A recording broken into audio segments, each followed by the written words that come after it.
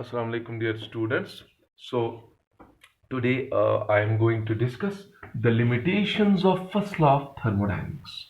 तो बेटा पहले आपको समझना है कि ये जो फर्स्ट लॉ है इससे हमें बहुत चीजें एक्सप्लेन हो गई, लेकिन बहुत सारी चीजें first law of thermodynamics explain नहीं कर पा रहा था। देन उन चीजों को एक्सप्लेन करने के लिए first second law of thermodynamics दिया गया।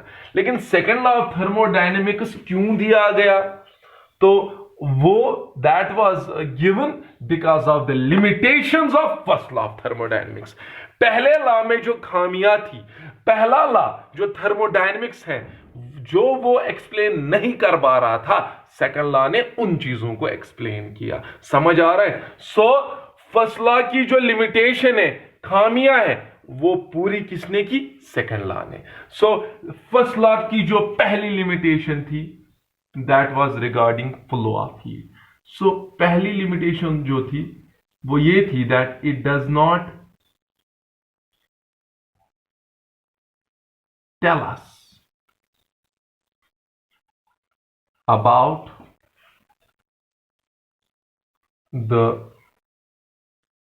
Direction of flow of heat energy.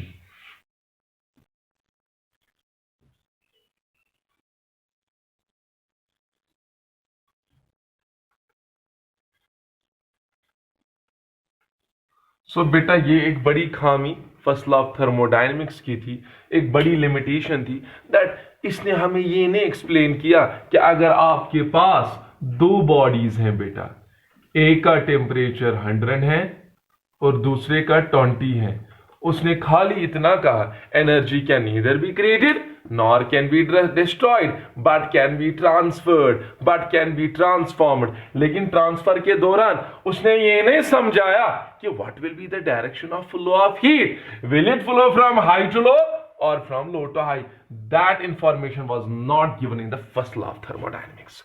तो पहला लॉ हमें direction of flow of heat के बारे में कुछ भी नहीं कहता है बेटा।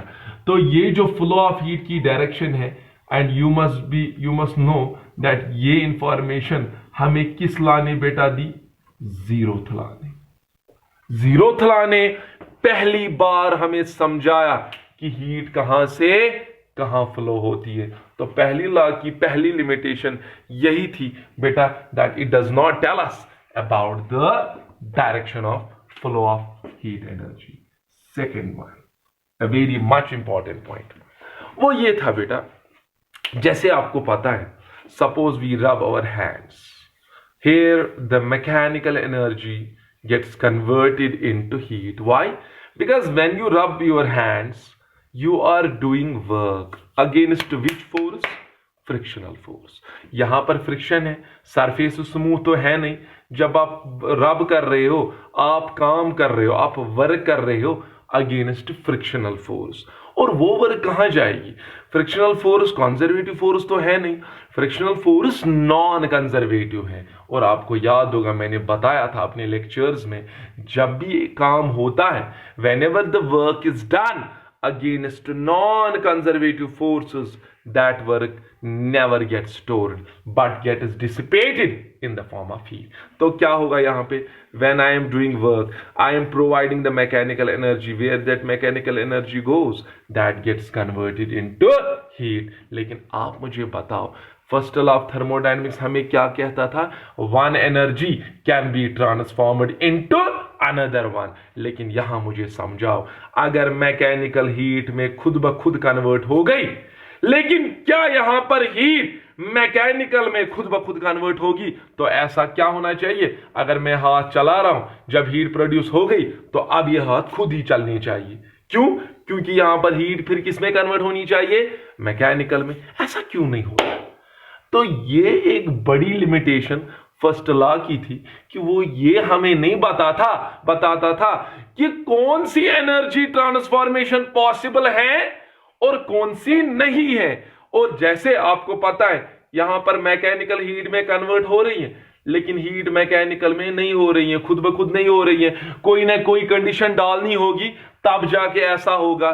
So first law of thermodynamics हमें कोई भी इंफॉर्मेशन, ऐसी कोई कंडीशन बताता ही नहीं था जिससे हमें हीट एनर्जी किसमें कन्वर्ट होगी, मैकेनिकल में। वो कोई भी कंडीशन नहीं बताता था। सो इसका मतलब हुआ हमें वो खाली ये बताता था one energy can be transformed into another one, लेकिन ये काफी नहीं था। अगर डेली प्रैक्टिस, डेली सिचुएशंस में देखा जाए, हर एक एनर्जी दूसरी एनर्जी में ट्रांसफॉर्म नहीं होती है। Electrical gets converted into heat in wires, but does heat gets converted into electrical energy by itself? Or is there any phenomena, is there any mechanism by which you can convert the heat energy into mechanical one? There is a mechanism, there is a phenomena like a Seebeck effect. तो बहुत चीजें हैं, लेकिन वो कोई condition है। लेकिन first law of thermodynamics ने हवा में ऐसे बताया कोई भी एनर्जी ट्रांसफॉर्म हो सकती है किसी भी में without any condition. So first law of thermodynamics हमें कंडीशंस को एक्सप्लेन नहीं कर पा रहा था। फर्स्ट लॉ ऑफ थर्मोडायनेमिक्स कोई प्रोसेस होगा, कोई ट्रांसफॉर्मेशन होगी कि नहीं होगी, उसके बारे में कोई इंफॉर्मेशन नहीं देता था। इसका मतलब हुआ whether the particular process is feasible. समझ आ रहा है? Feasible means whether that process will happen और नॉट, उसके बारे में कोई इंफॉर्मेशन नहीं दे रहा था first law was totally that there was no information lying in the first law of thermodynamics regarding the possibility of a process. मैं आपको जैसे बोलूंगा, अरे ये जैसे पानी ऊपर से नीचे आता है खुद, लेकिन नीचे से ऊपर खुद ब खुद नहीं आ रहा है, तो ये फीजिबल है और इसका रिवर्स फीजिबल नहीं है। पेन ऊपर से नीचे खुद गया, नीचे से ऊपर खुद नहीं आ रहा है। So that feasibility of the process was not explained by the first law of thermodynamics. Is that clear? Mechanical gets converted into heat, but why heat cannot get converted into mechanical by itself? So that was not explained by the first law. First law ने जैसे ऐसे ही बताया we can transform one energy into another one. चलो ठीक था, हम transform कर सकते हैं, लेकिन कोई कंडीशन है ना। जैसे यहाँ हीट मैकेनिकल में ऐसे नहीं होगी, कोई कंडीशन है। हीट इंजन में क्या होता है, पेट्रोल इंजन देखते हो, वहां पे भी हीट मैकेनिकल में कन्वर्ट होती है, लेकिन ऐसे नहीं, कोई कंडीशन के तहत। लेकिन वो condition first law was fail to explain the condition under which these processes, these transformations happen. ये बड़ी एक प्रॉब्लम थी फर्स्ट लॉ की। So I can write that it does not tell us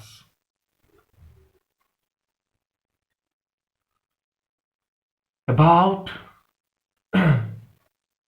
the feasibility of the process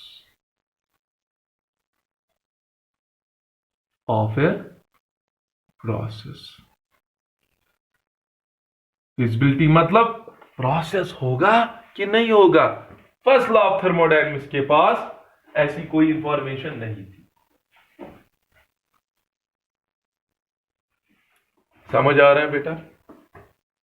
if you want to write you can write it. Okay, so क्या आप थोड़ा, मैं pause लेना चाहता हूं, आप मुझे बताओ क्या आपको आइडिया आ रहा है फर्स्ट लॉ क्या क्या हमें नहीं दे रहा है। देखो फर्स्ट लॉ अगर आप थोड़ा सोचोगे, फर्स्ट लॉ हमें इतना बताता था कि हाँ यूनिवर्स की टोटल एनर्जी कांस्टेंट है, फिर क्या हो रहा है, एक एनर्जी दूसरी एनर्जी में ट्रांसफॉर्म हो सकती है, लेकिन सारी ट्रांसफॉर्मेशंस तो हम देखते नहीं। देखते हो, जैसे आप देखते हो कि बॉडी यहां पे kinetic energy gets converted into potential energy, यहां पर बॉडी की कुछ पोटेंशियल एनर्जी है। As the body goes down it gets converted into kinetic, but does this kinetic gets converted into potential by itself? No. So there are so many transformations of energies which are not possible by itself. So ऐसा था कि ये process की feasibility के बारे में कोई information नहीं दे रहा था। Heat can flow from high temperature to low temperature, but cannot flow from low temperature to high temperature by itself. No information was given by first law. कोई भी इंफॉर्मेशन नहीं थी उसको। तो इंफॉर्मेशन ये नहीं थी कि फ्लो कहां से होगा, तो बाकी तो सवाल ही नहीं है कि फिर कहां से कहां होगा. सो second limitation, yes, it does not tell us about the feasibility, whether the particular transformation of energy will happen or not. No information. The third one, वो भी इसी के रिलेटेड है बेटा, वो यही है कि it does not tell us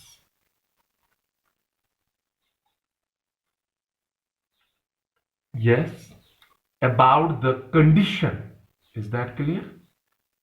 About the, अभी मैंने बताया ना, हीट को भी हम मैकेनिकल में कन्वर्ट कर सकते हैं, लेकिन खुद ब खुद नहीं हो रहा है. जैसे मैंने देखो, when a bullet is fired, ठीक है, and it pierce it into the wall. When it pierce it into the wall, then you are doing work against this resistive force. जब ये वॉल में गया, वहां जो आप वर्क कर रहे हो, यहां जो मैकेनिकल एनर्जी है, वो वहां किस में कन्वर्ट हो गई? हीट में. लेकिन क्या वो हीट खुद ब खुद मैकेनिकल में कन्वर्ट होती है और वो गोली वापस आती है? ऐसा तो होता नहीं. When the bullet is pierced into the wall, the mechanical or the kinetic energy gets converted into heat. But does that heat gets converted into mechanical by itself? Then this bullet should fire a return back. But these things doesn't happen. So ऐसे ही हवा में कहना कि एक energy दूसरे energy में transform हो सकती है, it is not correct. So for a particular transformation there is some driving force. you must know from the chemistry point of view, there is some driving force for the particular process to happen. देखो, मुझ में कोई motivation होगी नहीं. क्या मैं कोई काम करूंगा? मुझे भूख नहीं है, मैं खाना नहीं खाऊंगा. So if I don't have the driving force, I will not do that particular work. If I am not feeling hungry, I am not motivated to get food, to take food. So when the particular process is happening, there is some motivation, there is some driving force behind it. So वही driving force काम करता है. तो वो driving force के बारे में ये कोई information नहीं देता था. What is the driving force for the particular process to happen? That driving force was not explained by the first law of thermodynamics. क्यों हो रहा है process? अगर हो भी रहा है, इसके पीछे, इसके बिहाइंड कौन सा ड्राइविंग फोर्स है? इस प्रोसेस में, इस ट्रांसफॉर्मेशन में इसकी कौन सी मोटिवेशन है? ये क्यों मोटिवेटेड है? इसको क्यों ये प्रोसेस क्यों हो रहा है? देखो, मैं यहां से जा रहा हूं, मैं ऊपर जाऊंगा, मुझे भूख लग गई, तो मैं ऊपर क्यों गया? मैं खुद ही नहीं गया. There was a driving force behind me. That was, I was feeling hungry. So this is what we call as driving force. Chemical reactions में आप देखते हो कि कुछ रिएक्शंस क्यों होती हैं? Why? There is certain driving force behind them. What? Certain reactions, they want to lower their energies, they want to stabilize themselves. So that is the driving force. ऐसे ही बहुत चीजें क्यों होती हैं? अपने आप को स्टेबल करने के लिए. तो कोई ना कोई मोटिवेशन जरूर होती है. मैं यहां पे अभी लेक्चर दे रहा हूं, so there is some motivation behind it, because अभी बाहर तो ऐसी सिचुएशन है, क्लास तो वहां नहीं दे सकते. So I am motivated to give the classes here. So it does not tell us. So feasibility का बताया मैंने. It does not tell us about the condition,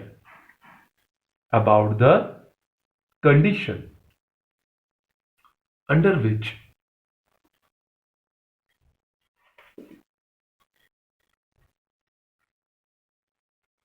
the heat can be converted into mechanical energy, या वर्ग भी लिख सकते हो.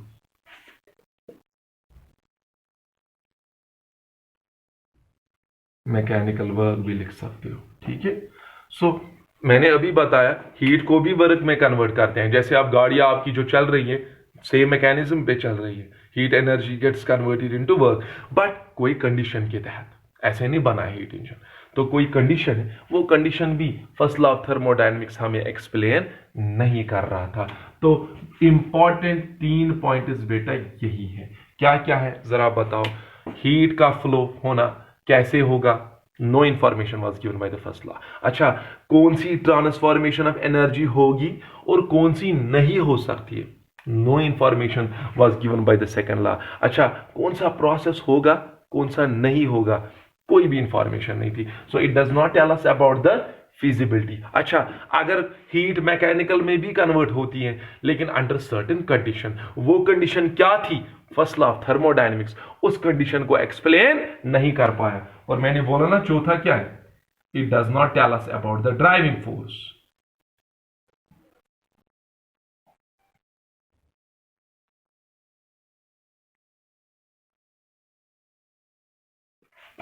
It does not tell us about the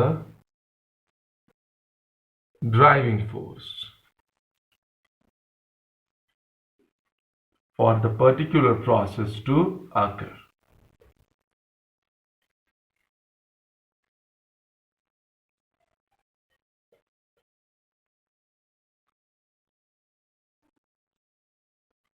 बेटा क्यों हो रहा है कोई प्रोसेस, उसके बिहाइंड क्या ड्राइविंग फोर्स है, क्यों हो रहा है, वो क्यों मोटिवेटेड है उस प्रोसेस को करने के लिए, तो वो इंफॉर्मेशन फर्स्ट लॉ हमें नहीं देता है। और आप अब याद रखोगे ये जो लिमिटेशंस थी, ये जो खामियां थी फर्स्ट लॉ ऑफ थर्मोडायनेमिक्स की, इन लिमिटेशंस को एक्सप्लेन किया सेकंड लॉ ऑफ थर्मोडायनेमिक्स ने। यानी कि इस पहले को छोड़ के, इसको मैंने बोला ये जीरोथ लॉ ने बताया, feasibility of process was explained by the second law of thermodynamics.